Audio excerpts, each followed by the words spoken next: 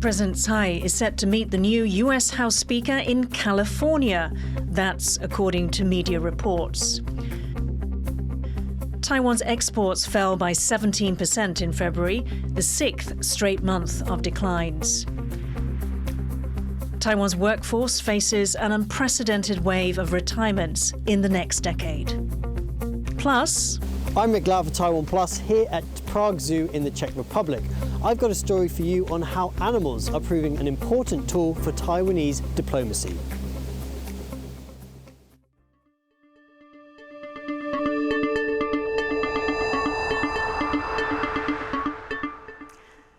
A warm welcome to TaiwanPlus News. I'm Yin Khvat. President Tsai Ing-wen will meet U.S. House Speaker Kevin McCarthy in the coming weeks. That's according to media reports. Bing Wang has the details. For months now, rumors have swirled about a potential visit by U.S. House Speaker Kevin McCarthy to Taiwan. But that trip may now be on ice. According to the Financial Times, President Tsai Ing-wen and Kevin McCarthy will visit each other in America. That's set to happen when she transits through California on a planned trip to Central America. When asked for comment, Taiwan's foreign ministry neither confirmed nor denied the reports. 如果总统有确认的出访安排，外交部会主动的对外说明，但是目前并没有相关资讯可以说明。外交部也请媒体在报道前请妥为查证。Any formal meeting between U.S. and Taiwanese officials are likely to anger China. Speaker Nancy Pelosi's visit to Taiwan last year, the first by a sitting speaker in 25 years, triggered unprecedented military drills by China. This meeting outside of Taiwan may help lower tensions. But according to media reports, Speaker Kevin McCarthy hasn't ruled out visiting Taiwan in the future. Klein Wang and Bing Wang in Taipei for TaiwanPlus.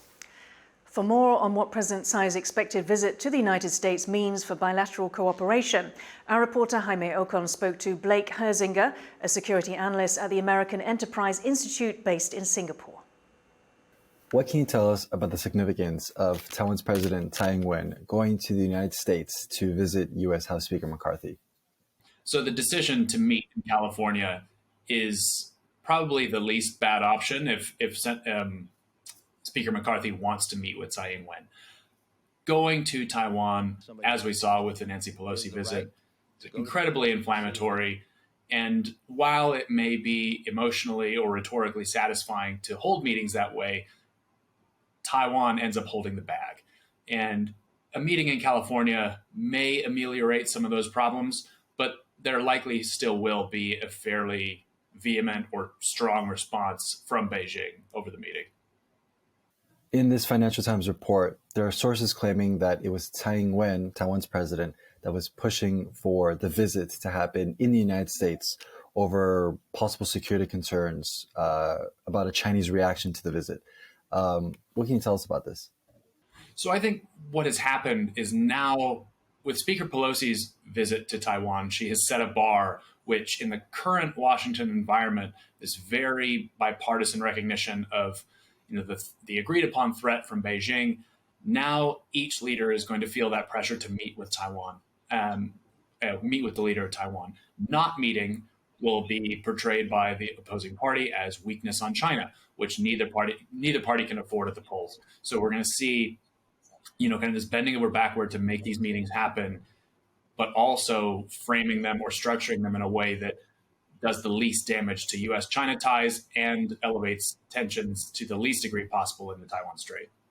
There are reports that in China, Chinese President Xi Jinping made a rare kind of direct accusation of the United States over trying to encircle it with its allies in the region in Japan and the Philippines. How significant is this? So this line from Beijing is not new. This idea that they're somehow being encircled by the United States. The United States maintains effectively a far reduced security presence from what it's held for the last 80 years in the post-war order. The network of allies that it has in Asia have been consistent for decades, and it is really China's rise that has changed this. And I think it's particularly useful to note that in China's own self-reflections about China's rise, they've stopped talking about it as a peaceful rise. And the region has stopped looking at it as a peaceful rise. I think it's very, very clear in capitals from Seoul to Tokyo to Canberra that China's rise is no longer peaceful, and they're not promising a peaceful one either. That was American Enterprise Institute security analyst Blake Herzinger speaking with TaiwanPlus reporter Jaime Ocon. The growing rivalry between China and the United States shows little sign of slowing down. And on Tuesday, China's foreign minister warned that things could get even worse. 如果美方不踩刹车，继续沿着错误的道路狂飙下去，再多的护栏也挡不住脱轨翻车，陷入对抗冲突。 Qin Gang was speaking at a press conference held during China's annual two sessions meeting of the country's parliament. Qin also repeated China's stance that Taiwan is part of its territory, citing China's constitution. Taiwan's foreign ministry was quick to rebuff Qin's statement. 那我们再次重申台湾的主权只属于台湾全体2300万人民，只有台湾人民才有权利决定台湾的未来。 这是再清楚、简单不过的事实。 Japan's Nikkei newspaper has expressed regret over a story it published last week. The report had said that 90% of Taiwan's retired military officers go on to give intelligence to China. In a statement on Tuesday, the Nikkei said it regrets any confusion caused by the report. It said the figure was the opinion of one of its anonymous interviewees and not of the paper itself. Taiwan's foreign ministry has welcomed the clarification. North Korea says that any effort to shoot down one of its test missiles would be considered as a, quote, clear declaration of war. That's according to North Korean state media. The comments were reportedly made on Tuesday by Kim Yo-jong, the powerful sister of North Korean leader Kim Jong-un. She blamed upcoming joint military exercises between the United States and South Korea for heightened tensions in the Asia-Pacific region. Kim also warned that North Korea could fire more missiles into the Pacific Ocean. These threats come days before the U.S. and South Korea are due to conduct large-scale Freedom Shield military exercises. The drills are scheduled to begin on March 13th and last for 10 days. Taiwan's exports in February fell by 17% compared to the same month last year. New figures from the Finance Ministry show the decline in last month's exports, but they fell less than in January, when exports dropped the most in 13 years. China and Hong Kong remained Taiwan's biggest market, although sales there fell by 30%. Exports to Japan grew by 1%. February imports also declined less than in the previous month. Overall, Taiwan's February trade surplus reached almost $2.4 billion.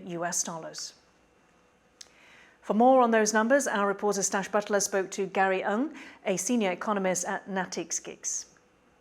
So, first off, what do you make of these numbers? I mean, exports were better than in January, but perhaps not as good as some people expected. So I wouldn't rate the number as a very positive way, because it's still quite a huge double-digit decline that Taiwan hasn't experienced in many months. I think it's still quite likely that the external environment will stay quite weak in coming months, and we'll probably need to wait until the second half of the year to see any meaningful recovery in the sector. So, the fact that numbers are better perhaps slightly this month than January, or rather February rather than January, is that not a sign then that Taiwan's economy has maybe turned a corner and that things are going to get better? Well, I think it will. The time will come eventually, but probably not right now, because I think if we look at the numbers in January and February, a lot of time is actually skewed by this production of Lunar New Year because of the holidays and etc. So we cannot conclude that this decline, this narrow decline, is actually a positive sign yet. So what does the next year look like for Taiwan, as a whole? Well, I think compared to the last few years, indeed the positive momentum may not be as strong this year. Of course, there is this positive impact from China's reopening, but this uncertainty from high interest rate in the U.S. and Europe will continue to pressure the external demand of Taiwan, especially in the electronics sector. And therefore, even though Taiwan's export may rebound in the second half of the year, it may not be able to fully offset this negative drag in the first half of the the year, which means that Taiwan may actually face a rare export decline for full year 2023 at a rate of -3% after this massive boom in the tech sector in the past few years. That was Gary Ng, a senior economist at Nikkei, speaking to TaiwanPlus reporter Stash Butler. A body has been recovered after a Taiwanese fishing vessel was found capsized in waters north of Japan's Ishigaki Island. The Japanese Coast Guard reported finding the overturned Yin number 88 on Sunday. The body has been identified as the ship's Taiwanese captain. Japanese divers found the remains while searching the vessel for survivors. 6 Indonesian crew members are still missing. Both Taiwan and Japan are searching for the missing crew in nearby waters. The vessel set off from Geelong's Baduzi fishing port on Monday last week to fish near Japan's Ishigaki Island. The ship lost contact on March 2nd. The boat's owner says the vessel had just passed an inspection. He says the way it capsized is unusual, with its hollow cargo hold sinking underwater. Taiwan's Interior Ministry predicts that close to 4 million workers will retire in the coming 9 years.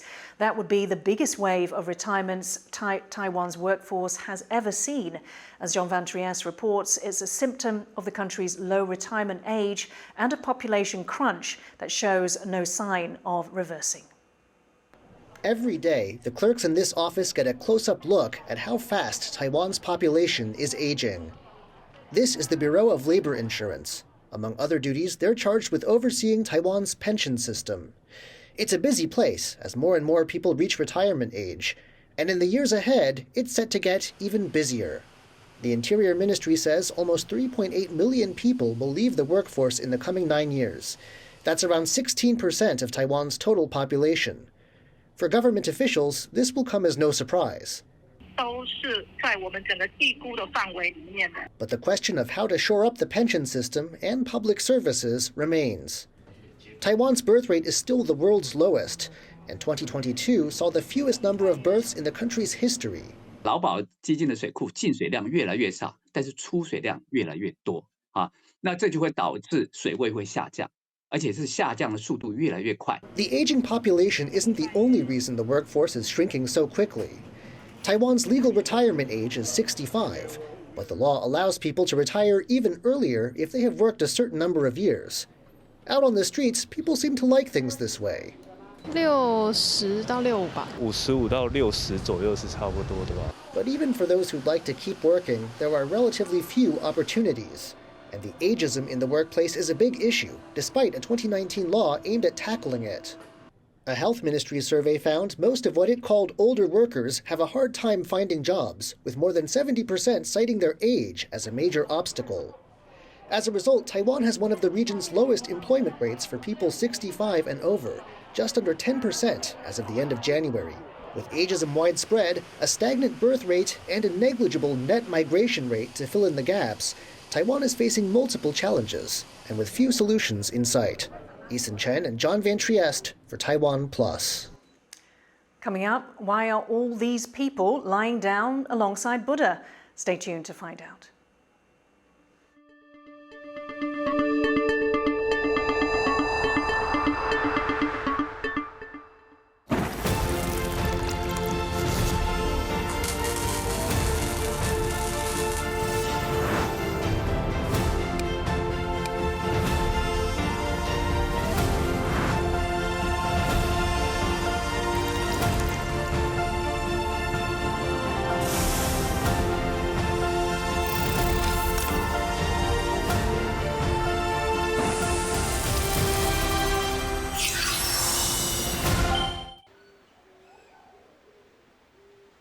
Thank you for watching TaiwanPlus. For more stories from Taiwan and around the world, please download the TaiwanPlus app.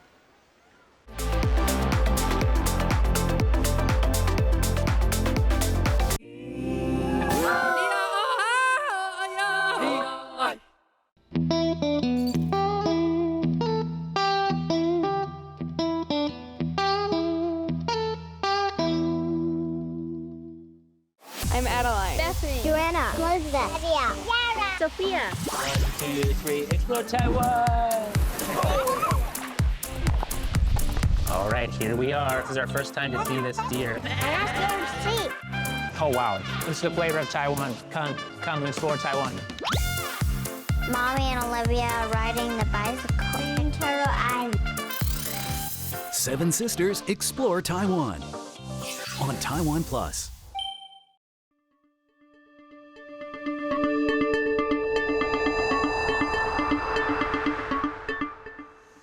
Welcome back. You're watching Taiwan Plus News. Prague Zoo in the Czech Republic has welcomed a new addition to their menagerie, a Taiwanese pangolin. Rick Lauert reports.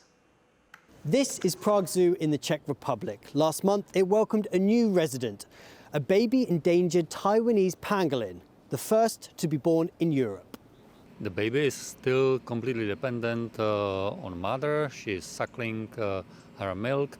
The start of life was very hard for this baby. We have struggled 2 weeks to save her. Thanks to the know-how from the Taipei Zoo, we have managed, and now she is doing very, very well.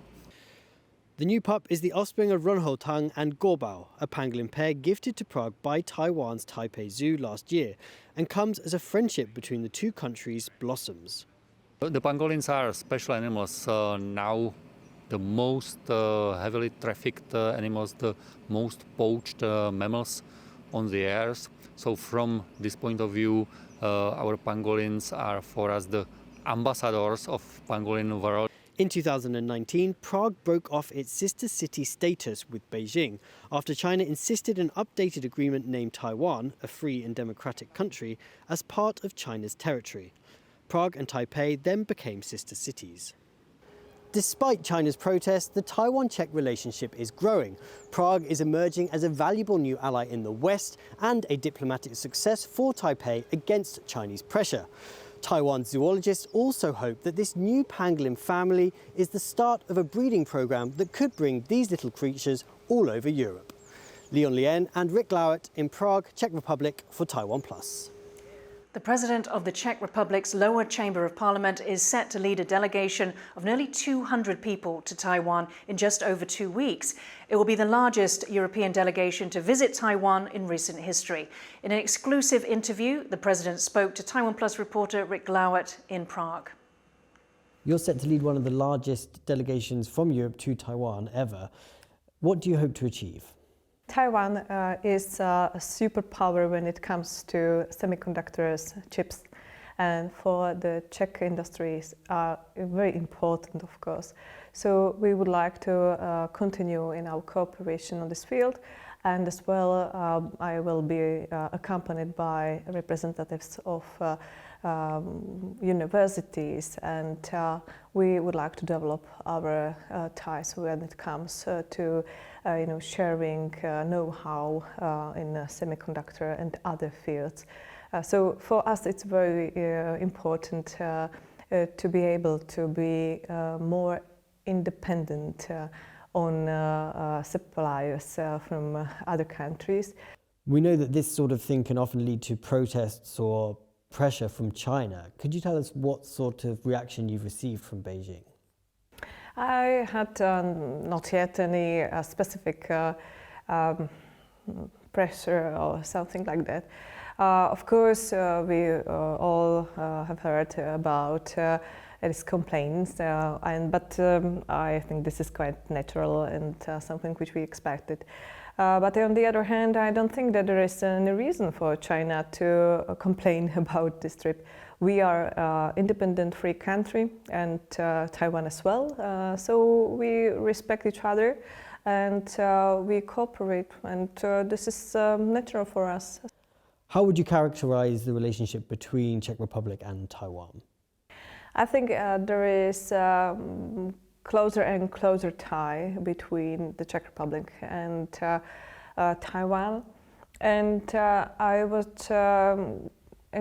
would be happy to encourage other countries, not only EU member states, but other countries as well, to strengthen this bilateral and as well multilateral ties between Taiwan and other democratic countries. We know that tensions are rising in the Taiwan Strait and that many people predict that some sort of attack from China is becoming more and more likely.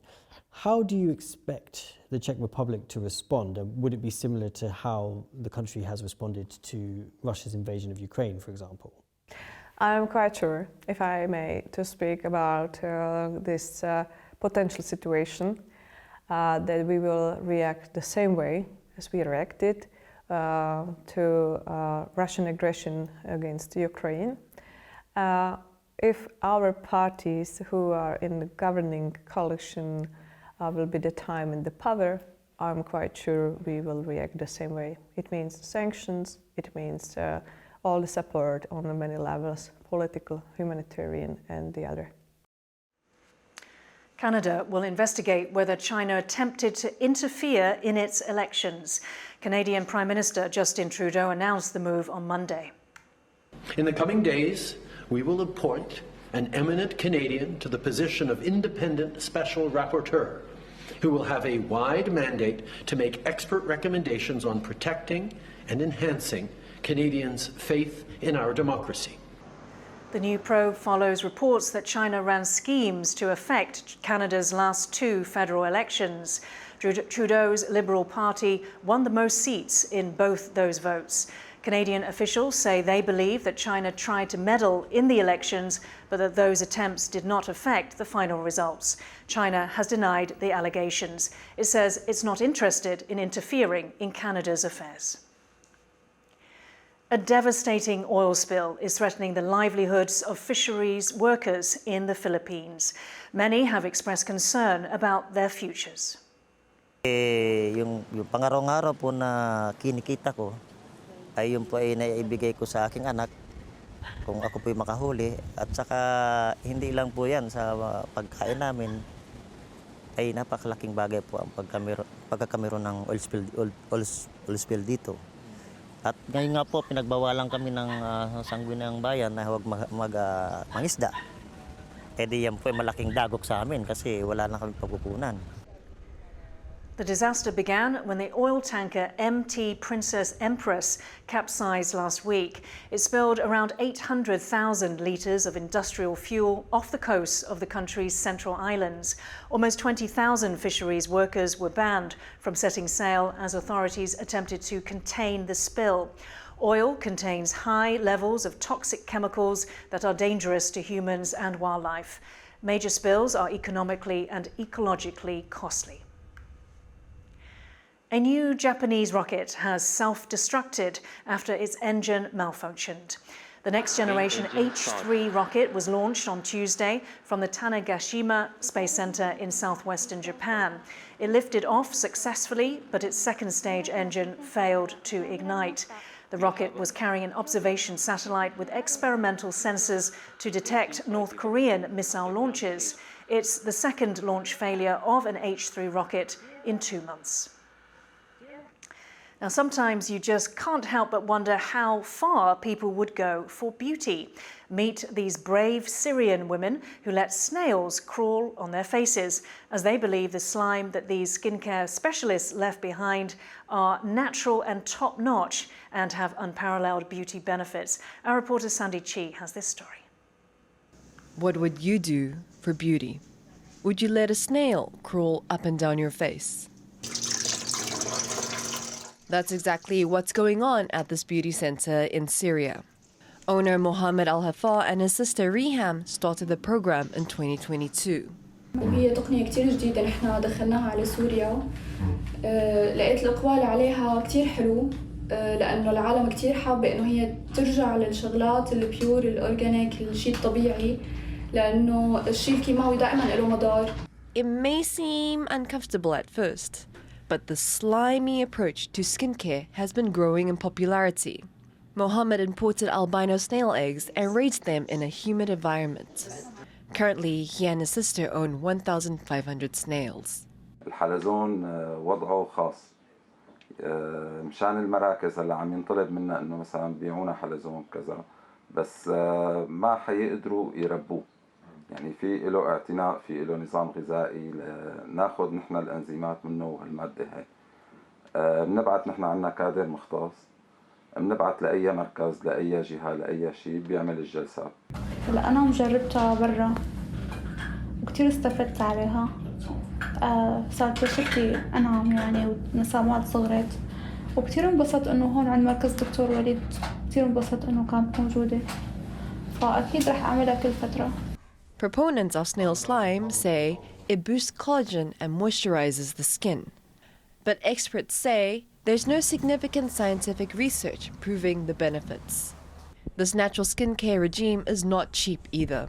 Each 30-minute session at Mohammed's clinic costs around $67. That's unaffordable for many people in a country facing an economic crisis. But for now, this brother and sister team say their business is growing at more than a snail's pace. Andy Xue and Sanit Shi for TaiwanPlus. Dozens of people gathered in northern Taiwan on Monday to lie next to the country's biggest reclining Buddha statue. The more than 40-meter-long statue is one of the attractions at Liufu Village Amusement Park in Hsinchu County. Monday marked an important date in the Buddhist spiritual calendar.